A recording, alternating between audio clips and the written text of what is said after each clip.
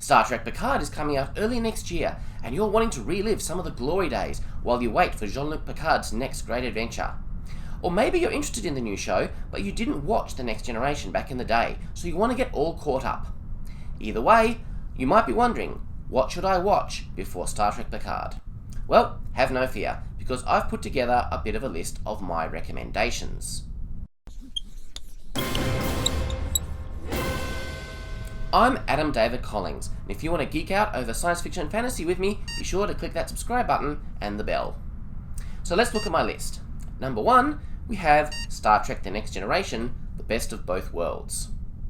We know the Borg are going to play an important role in Star Trek Picard, and while this episode isn't the first time we see them in Star Trek, it is the one that really impacts Picard as a character. And frankly, it is one of the best episodes of Star Trek The Next Generation, so why wouldn't you want to watch it again? The events of this two-parter have a profound impact on Picard.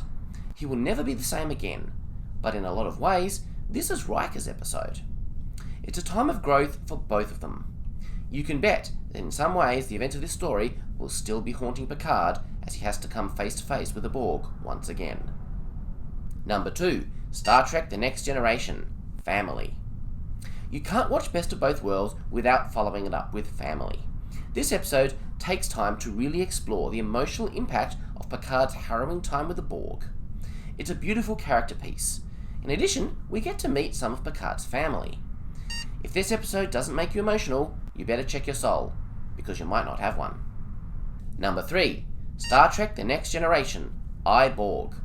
This one continues to explore the impact of Best of Both Worlds on Picard, but it also introduces us to an important character that we know will be showing up in the new show, Hugh, a Borg drone who begins to regain his individuality after being disconnected from the collective. Number 4, Star Trek The Next Generation, Descent. I swear, not all the items on this list are Borg episodes, but this one brings back Hugh and explores the impact his individuality has had on the collective.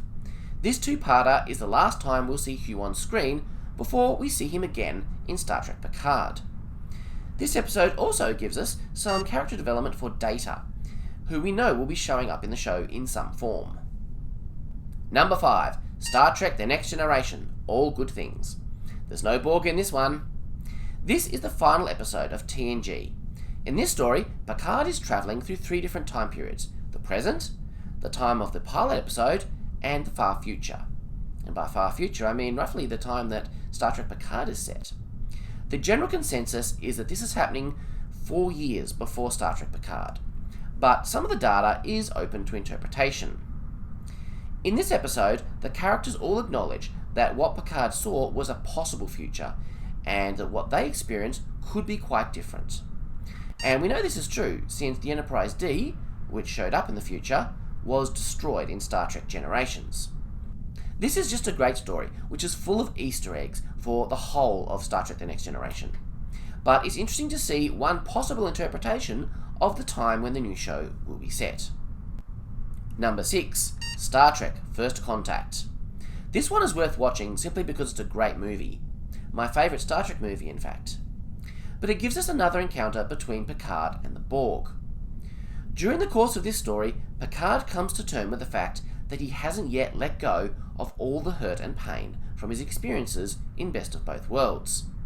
It's all still there. Dealing with this will be a constant battle, probably for the rest of his life. This all climaxes in a fantastic scene between Picard and a character called Lily, played by Alfre Woodard. Number 7, Star Trek Voyager, Scorpion. Another character that we know is returning in Star Trek Picard is 7 of 9, another Borg drone who, like Hugh, regained her individuality after being disconnected from the collective. Scorpion is one of my favourite Voyager stories. In it, we first meet 7 of 9. And the end of that episode ties directly into the next one. Number 8, Star Trek Voyager, The Gift. Now this episode really explores the transformation that 7 is going through, and is quite different from the experience that Hugh had. The episode also deals with the character of Kes, who leaves the show at this point. Number 9, Star Trek Nemesis. Yes, I know, It's the movie that everyone hates. I'm not going to tell you that this is a great movie, but it is important. First of all, this is the last time we saw Jean-Luc Picard on screen. We know from the trailer of the show that the events of this movie have an impact on where Picard and his fellow crewmates are at the time of Star Trek Picard. In particular, the events that surround Data. So I think it's worth revisiting this one. If it's not your favourite, then you probably haven't seen it in a long time, so that alone will give it a sense of novelty. So get caught up with this one, because its events will matter. And number 10, Star Trek 2009. This is the movie that kicked off J.J. Abrams' Kelvin universe.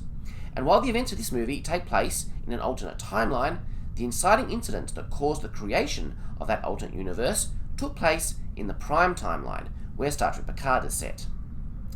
Alex Kurtzman has told us that the destruction of Romulus has had a significant impact on Jean-Luc Picard's life.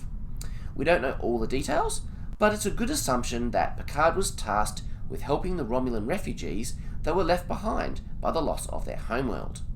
We've seen several Romulans in the trailer for the new show, so this movie gives some important groundwork for that.